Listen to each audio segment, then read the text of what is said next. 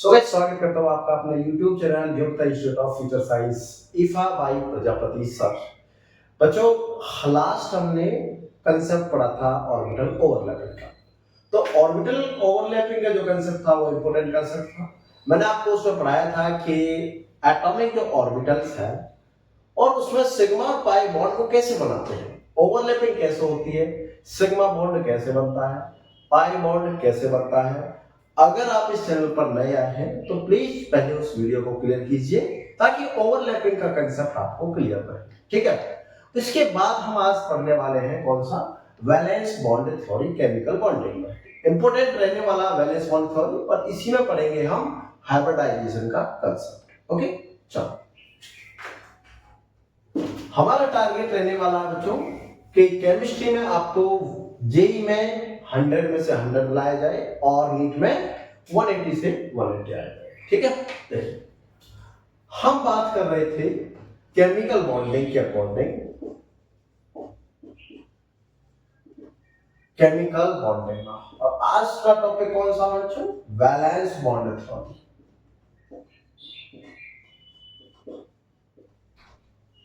Short form में इसको VBT भी बोल देते हैं, वैलेंस बॉन्ड थ्योरी। ओके, तो इस थ्योरी के अकॉर्डिंग है क्या चीज, इस थ्योरी ने ये कहा, कुछ इसके पॉइंट्स है। दिस थ्योरी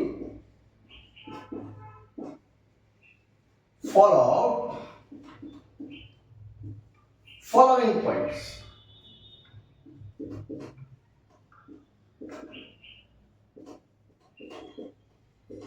पहला पॉइंट क्या कहती है थ्योरी, थ्योरी कहती है only valence shell participate in bonding.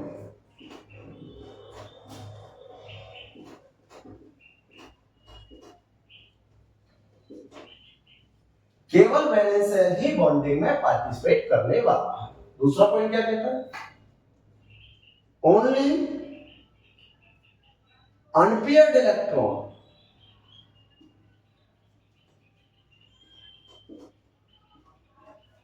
electrons from valence cell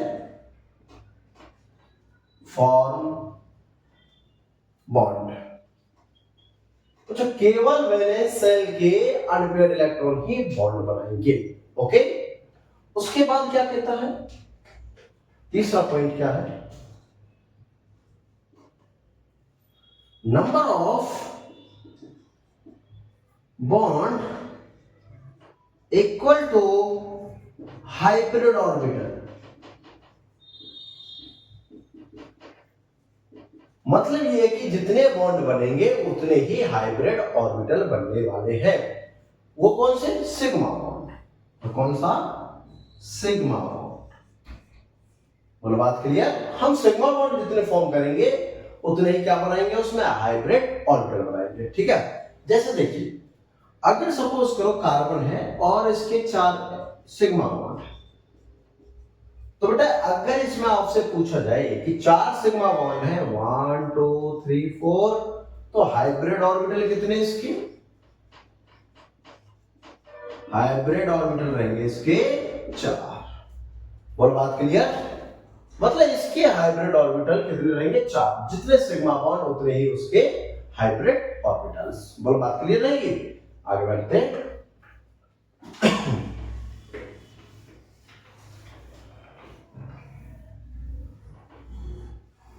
और क्या बोला इस थ्योरी में, इसने बोला हाइब्रिड ऑर्बिटल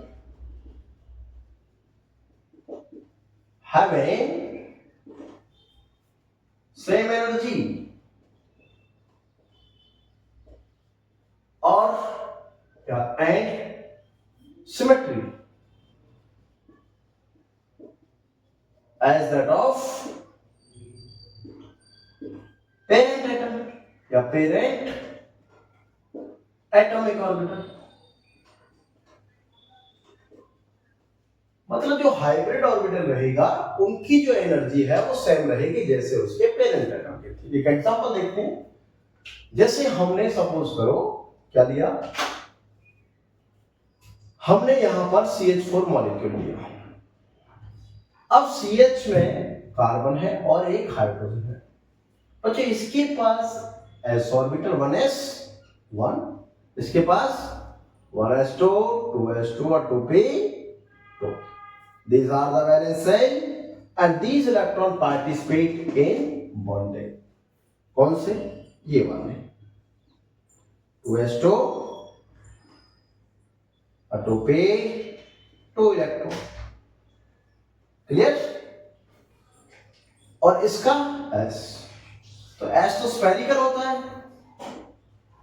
और यहां पर अगर मैं ये चार कितने यहां पर हाइड्रोजन, बेटा ये ध्यान रखना, जितने सराउंडिंग में एटम रहेंगे उतने ही मुझे अनपेयर्ड इलेक्ट्रॉन चाहिए। तो कितने यहां पर? चार मुझे अनपेयर्ड चाहिए। मैं इलेक्ट्रॉन यहां एक्सचेंज कर दो। This is like this. Okay, अब मुझे ये पता है कि ये S और ये P, एक S है और 3 P है। ऐसे होता है।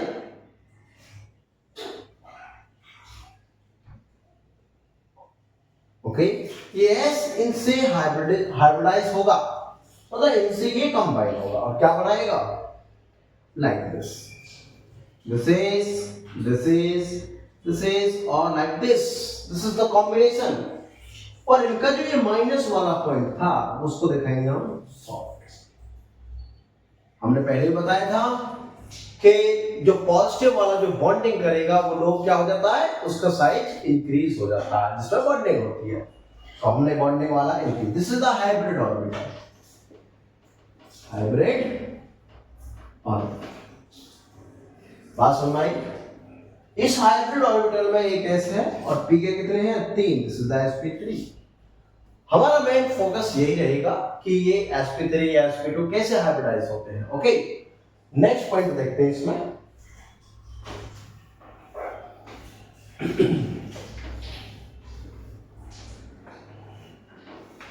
और क्या होगा? Due to overlapping, next point है due to overlapping or we can say bond formation, energy of atoms lower down, that is achieved stability। मतलब एनर्जी उसकी एटम्स की लोअर डाउन हो जाएगी जब वो अपने एटम्स को अपने इलेक्ट्रॉन्स को बॉन्डिंग में पार्टिसिपेट करवाएगा। ठीक है, तो उसमें क्या जाएगी? स्टेबिलिटी आ जाएगी। ठीक है, तो हम कहेंगे अचीव स्टेबिलिटी। बोलो बात क्लियर? ये पॉइंट थे कुछ किसके? वैलेंस बॉन्ड थ्योरी के। बात क्लियर रहेगी? अच्छा, अब इसमें हमें क्या देखना है? हमें इसमें चेक करना है कि जब एटम्स ओवरलैपिंग करता है तो जब हाइब्रिडाइजेशन होता है, हाइब्रिड ऑर्बिटल बनता है, तो क्या हाइब्रिडाइजेशन उसकी होनी चाहिए? चलो देखते हैं उसे। हम कंसेप्ट लेते हैं हाइब्रिडाइजेशन।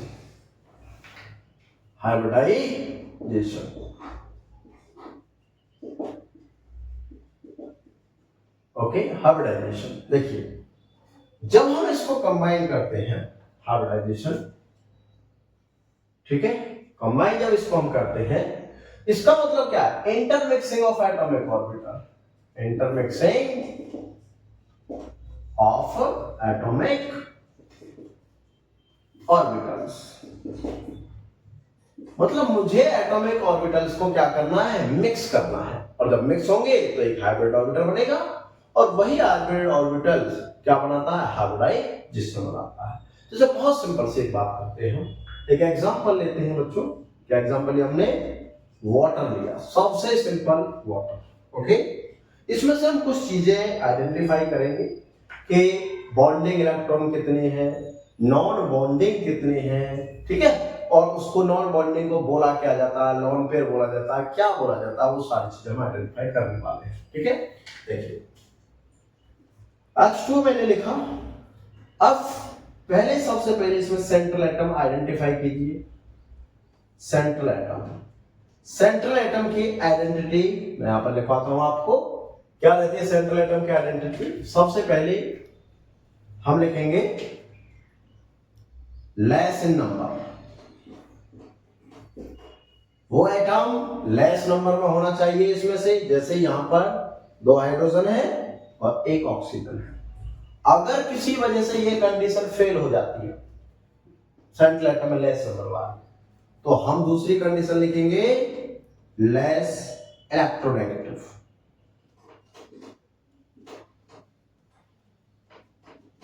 Less electronegative, clear? तो देखिए अगर मैं इसमें बात करता हूं 2H है और 1 है, तो पहली कंडीशन लेस इन नंबर किसकी? ऑक्सीजन की। तो ऑक्सीजन वाला एटम है इसमें सेंट्रल एटम, और यही करेगा हाइब्रिडाइजेशन। हमेशा हाइब्रिडाइजेशन किसकी आइडेंटिफाई होगी? सेंट्रल एटम की। हाइब्रिडाइजेशन सेंट्रल एटम की आइडेंटिफाई होगी। Central atom are hybridized. बात के लिए रहेगा। चलो चेक करते हैं भाई। अगर ये ऑक्सीजन है तो बच्चों इसका एटॉमिक नंबर 8, तो 8 ही क्या है इसमें? Number of electrons.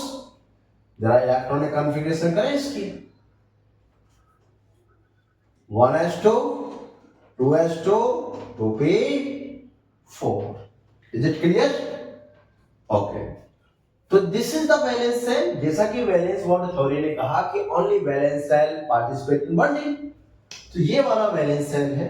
तो हम इसको लिख सकते हैं क्या कि 2s2 और 2p4 हमारा वैलेंस सेल है। जब हम इलेक्ट्रॉनिक कॉन्फ़िगरेशन करते हैं तो इसमें इलेक्ट्रॉन डाले हमने 2 और इसमें इलेक्ट्रॉन डाला 4। 1 2 3 4। और बात क्लियर? बात क्लियर? तो ये वाला जो एटम्स है एस वाला, ये इनसे कंबाइन करेगा, इससे भी और इससे भी, तीनों से कंबाइन करेगा तो हाइब्रिड ऑर्बिटल बनाएगा। हाइब्रिड ऑर्बिटल बनाने के लिए चाहे कंप्लीट फुल हो चाहे वो वैकेंट हो, है ना, इनकम्प्लीट, पार्टिसिपेट करेगा। ध्यान रखना है, हाइब्रिड ऑर्बिटल बनाने के लिए, नोट डाउन कीजिए, हाइब्रिड ऑर्बिटल बनाने के लिए अनपेयर्ड इलेक्ट्रॉन होना चाहिए या फिर पेयर्ड होना चाहिए। एम्प्टी नहीं चलने वाला है। बात क्लियर?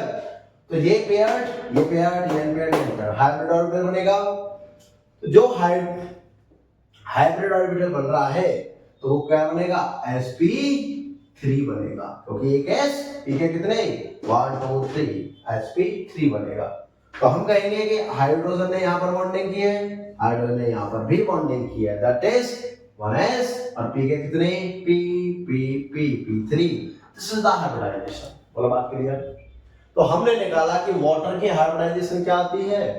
sp3 आती है। बोलो बात क्लियर रहेगी? sp3 water hybridisation. इसमें अगर हम अब चीजें देखें कि ये 2 इलेक्ट्रॉन पार्टिसिपेट किए बॉन्डिंग में, तो बॉन्डिंग इलेक्ट्रॉन कितने होंगे इसमें? इनको लिखेंगे बॉन्डिंग इलेक्ट्रॉन। कितने हैं बच्चों? बॉन्डिंग इलेक्ट्रॉन है 4, 2 इसके और 2 हाइड्रोजन से 4। और इसमें नॉन बॉन्डिंग इलेक्ट्रॉन कितने हैं? क्या लिख लेते हैं? नॉन बॉन्डिंग इलेक्ट्रॉन कितने बच्चों? एक इसने बॉन्ड नहीं बनाया और इसने बॉन्ड नहीं बनाया, तो ये भी कितने हैं? 4। लॉन पेयर कितने हैं? लॉन पेयर कैसे निकालेंगे भाई? ये एक पेयर और ये एक पेयर, कितने हो गए टोटल? 2 हो गए। बोला बात क्लियर? हमने वाटर मॉलिक्यूल में टोटल बॉन्डिंग निकाल दिया, टोटल नॉन बॉन्डिंग निकाल दिया और उसकी हाइब्रिडाइजेशन भी निकाल दी। बोला बात क्लियर रहेगी? चलो नेक्स्ट चलते हैं।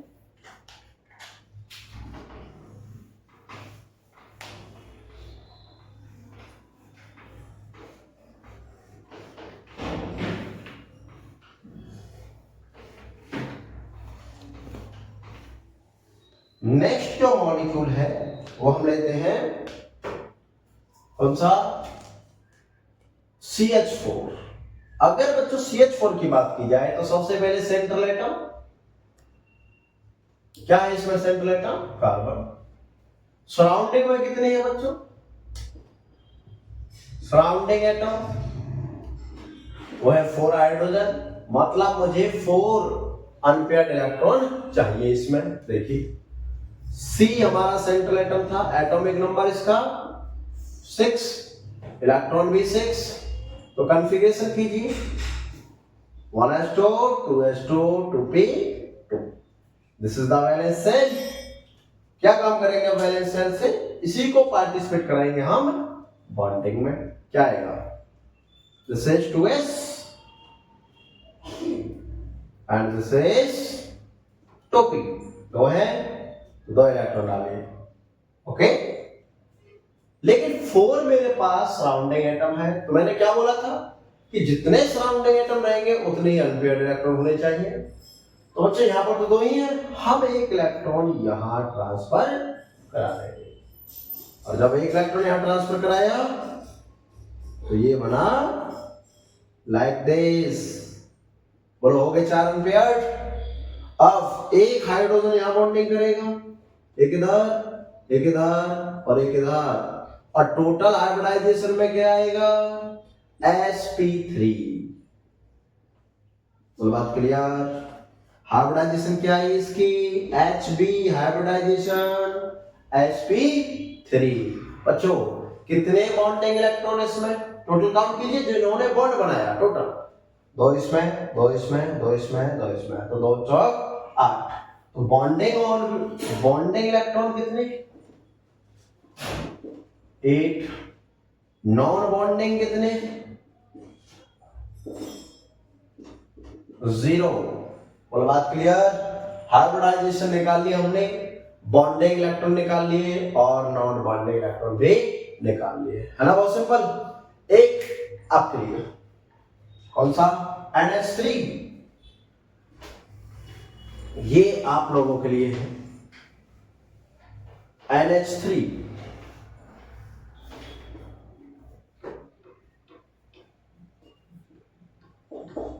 NH3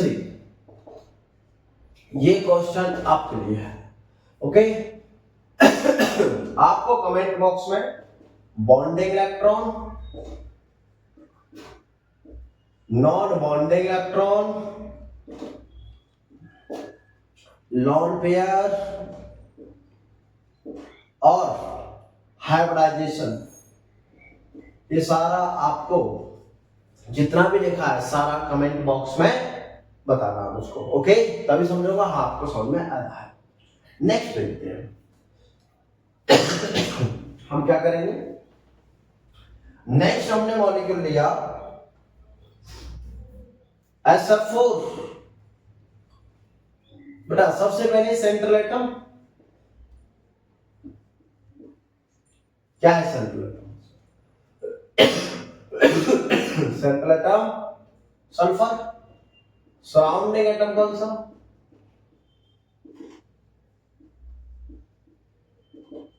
fluorine.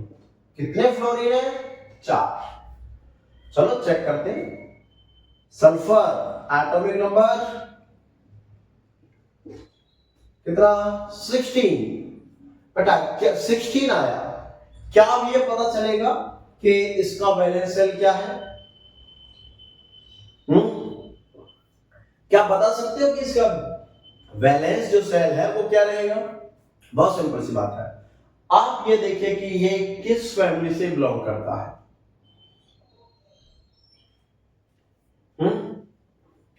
किस फैमिली से बिलोंग करता है? Yes, oxygen. इसके बाद सल्फर आता है। तो जो भी ऑक्सीजन का स्टेट रहेगा वैलेंस वही इसका रहना है, लेकिन सेल नंबर इंक्रीज। आप ऑप्शन का देख लीजिए 1s2 2s2 2p4, तो इसका रहेगा 3s2 और 3p4, 3d 0। और बात क्लियर?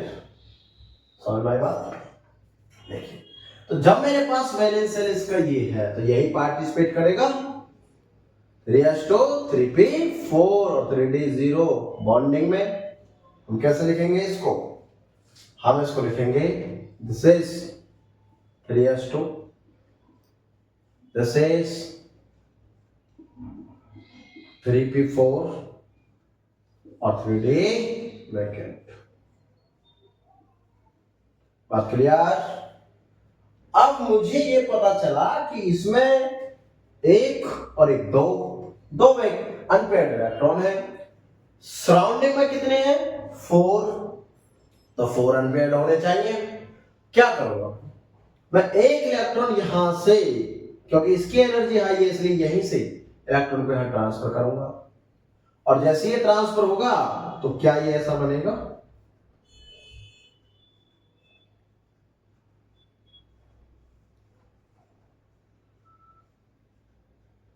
बोलो बात क्लियर। क्या 4 अनपेयर्ड हो गए, this is S, this is P, ये पी एक्स, पी वाई, और ये पी जेड, और ये डी।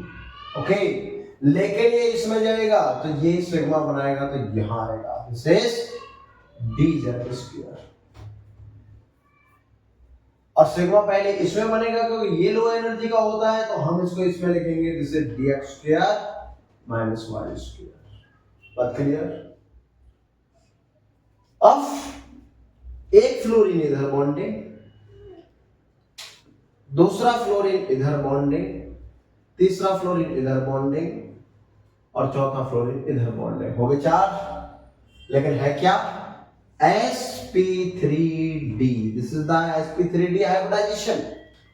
बोल बात क्लियर हुई, sp3 हाइब्रिडाइजेशन। कितने बॉन्डिंग इलेक्ट्रॉन इसमें बच्चों, बॉन्डिंग इलेक्ट्रॉन कितने, 2 2 4 2 6 2 8, 8। नॉन बॉन्डिंग कितने,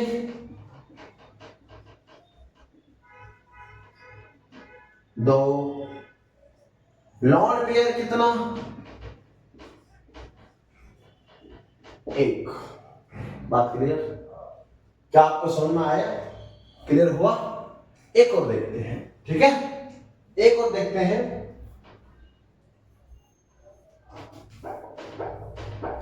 एक और देखते हैं, ठीक है। लास्ट एक मॉलिक्यूल, फिर मैं आपको इसकी ट्रिक सिखाऊंगा, ठीक है।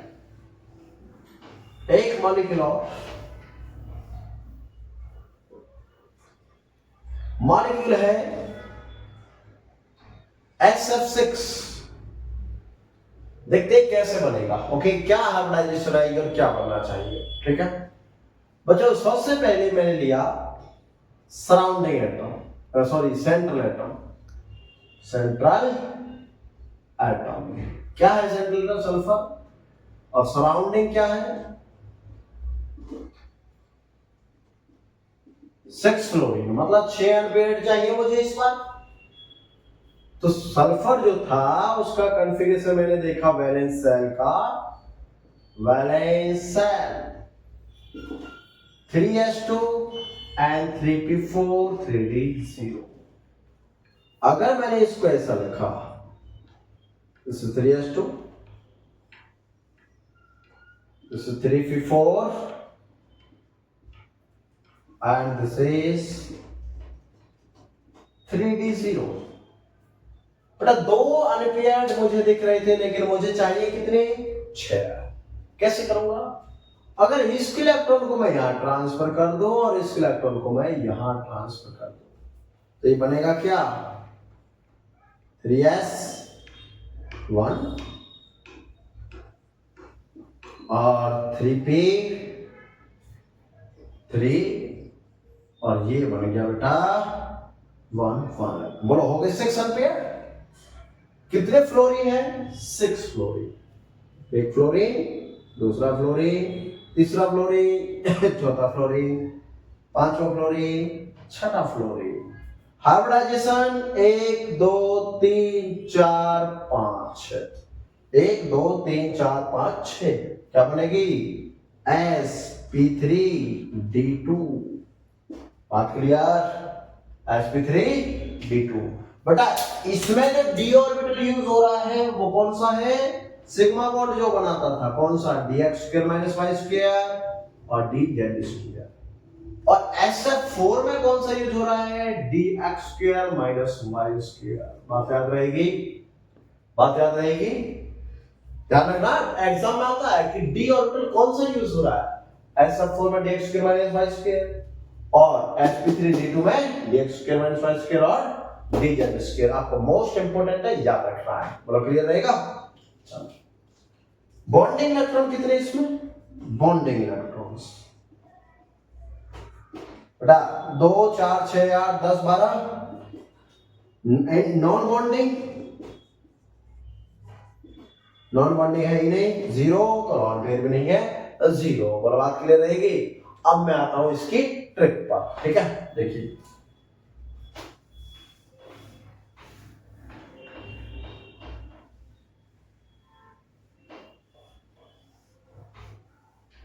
ट्रिक क्या है? Trick for hybridisation.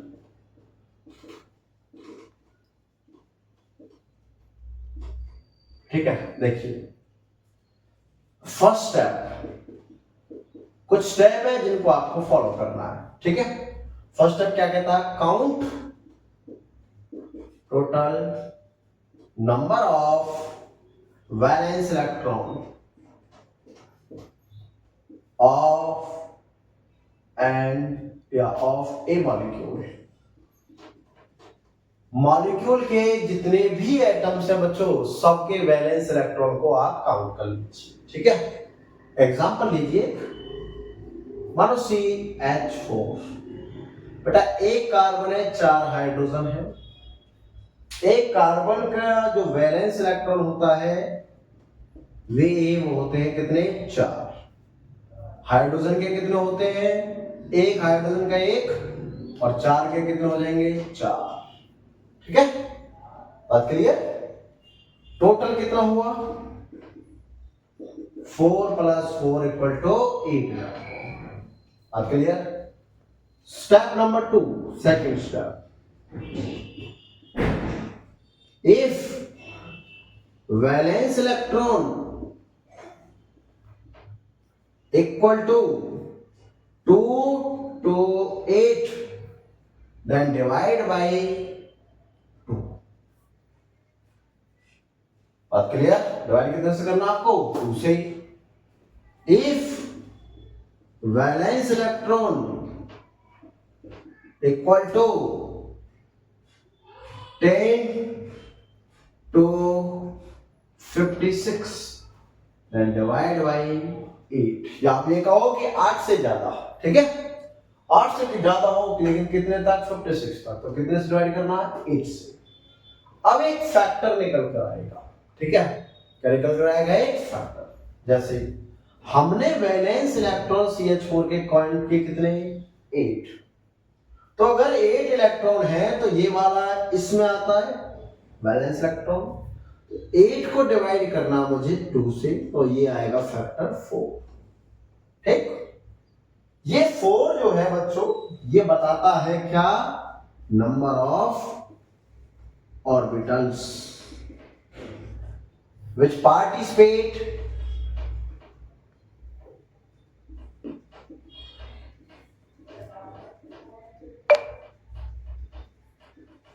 in hybridization।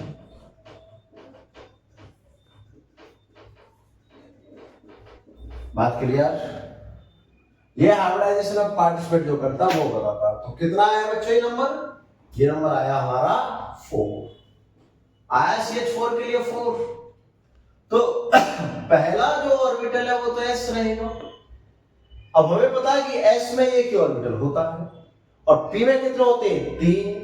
तो जब तक P कंप्लीट नहीं हो जाएगा तब तक D में नहीं जाएगा। लेकिन मेरे पास ऑर्बिटल ही कितने थे? 4। तो एक S में आ गया और 3 P में आ गए, तो हाइब्रिडेशन क्या आ गई? sp3। बोल बात क्लियर। भाई हमने इसकी हाइब्रिडेशन तो निकाल ली CH4 की, देखिए ध्यान से, है ना। पहले हमने क्या काउंट किया? Total valence electron. फिर क्या लिखा हमने कि वैलेंस इलेक्ट्रॉन अगर 2 से 8 तक होगा तो 2 से डिवाइड, और अगर वो 10 to 56 मतलब 2 से ज्यादा और 56 तक होगा तो 8 से डिवाइड। जो भी डिवाइड होकर आएगा वो आएगा नंबर ऑफ ऑर्बिटल्स जो पार्टिसिपेट करेगा किसमें? हाइब्रिडाइजेशन में। ठीक है। S में एक ऑर्बिटल होता है तो हमने 4 ऑर्बिटल है हमारे पास, एक S में रखा। P में 3 होते हैं तो पहले P में 3 हो जाएंगे, इसके बाद 3 बचे, 3 आ गए। और बात क्लियर। अब नेक्स्ट देखिए, नेक्स्ट पॉइंट क्या है इसका, मैंने क्या लिखा था बच्चों, मैंने लिखा है CH4 और मेरे पास ये आया 4 नंबर। मुझे निकालना है बॉन्डिंग, क्या निकालना है, बॉन्डिंग इलेक्ट्रॉन। तो जो भी फैक्टर आया है उस फैक्टर को मल्टीप्लाई कर दो 2 से, तो बेटा बॉन्डिंग इलेक्ट्रॉन आ जाएगा कितना, 4 × 2 = 8। मुझे निकालना है इसमें नंबर ऑफ लॉन पेयर। कैसे निकालेंगे, जो फैक्टर आया है उसको माइनस कर दो सराउंडिंग से,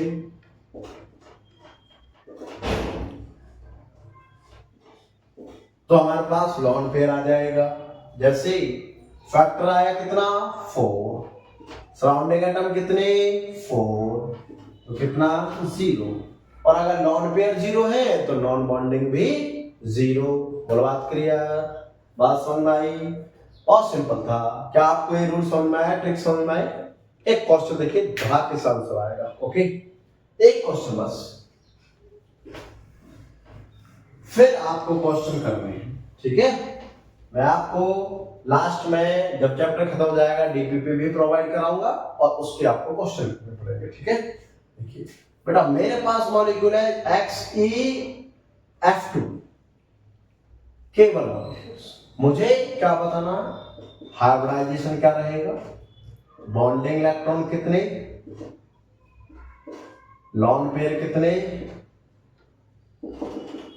क्लियर, ये मुझे चीज बतानी है। सिंपल, ज़ीनॉन और 2 फ्लोरीन। बेटा एक ज़ीनॉन के इलेक्ट्रॉन कितने, वैलेंस 8 प्लस एक फ्लोरीन के साथ, तो 2 के कितने 14, तो टोटल कितने हो गए, टोटल हो गए 22 इलेक्ट्रॉन्स, ठीक है। तो ये वैल्यू जो आई है ये 8 मतलब 10 to 56 में आई है, तो मैं किससे डिवाइड करता हूं इसको, 8 से। कैसे आएगा, 22 डिवाइड बाई 8। यहां थोड़ा सा ध्यान देना है, 8 से डिवाइड जब किया मैंने तो 8 दूनी 16, कितना बचा 6 बच गया। अब फिर से ये नंबर ऑफ इलेक्ट्रॉन बचे, नंबर ऑफ इलेक्ट्रॉन कितने 2 से और 8 के बीच में आ रहा है फिर से, तो मैं इसको डिवाइड करूंगा 2 से, ये ट्रिक है। ओके, 2 से, तो 2 दिए 6 कैंसल। आपको इनको सम कर देना है, सम करने के बाद कितना आएगा, ये 5 आया 5। अब देखो ये हमारा फैक्टर 5, तो 5 के लिए पहले हाइब्रिडाइजेशन बात की जाए तो भाई एक एस होता है, पी में 3 रहेंगे, 4 हो गए फैक्टर, और एक रहेगा डी, इसका मतलब ये है sp3d। क्या आपने सुना इसकी, sp3d। बॉन्डिंग इलेक्ट्रॉन की बात कीजिए, भाई क्या बताया था मैंने, बॉन्डिंग इलेक्ट्रॉन फैक्टर इंटू 2, कौन से Be बॉन्डिंग इलेक्ट्रॉन, तो फैक्टर कितना 5 × 2 = 10, फैक्टर कितना आया 5, नहीं एक मिनट, सराउंडिंग एटम इंटू 2 कीजिए इसको, क्या कीजिए, surrounding atom into 2। Bonding electron मतलब बॉन्डिंग इलेक्ट्रॉन्स मतलब सराउंडिंग एटम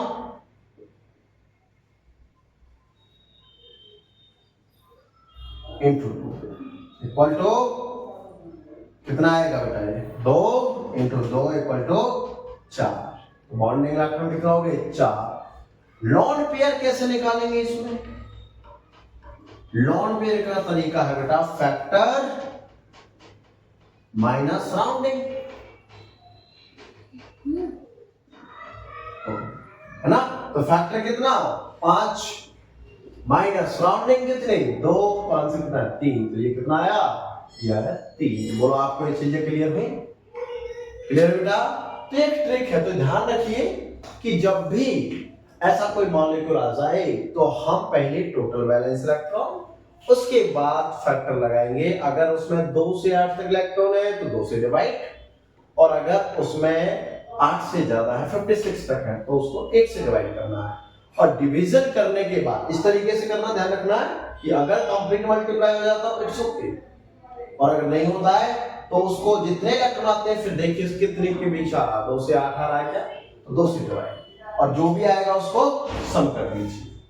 ठीक है, तो ऐसी ही ट्रिक सीखने के लिए और ऐसे ही कंसेप्चुअल वीडियो देखने और इस चैनल को ज्यादा से ज्यादा बच्चों सब्सक्राइब कीजिए, शेयर कीजिए और लाइक कीजिए, ताकि आगे आने वाले बच्चे भी इसका लाभ उठाएं और केमिस्ट्री में मैक्सिमम स्कोर 180 to 180 नीट में और 100 to 100 जेई में, ये दिलाने का मेरा प्रॉमिस है। बस आप फॉलो करते जाइए और वीडियो को शेयर करते जाइए।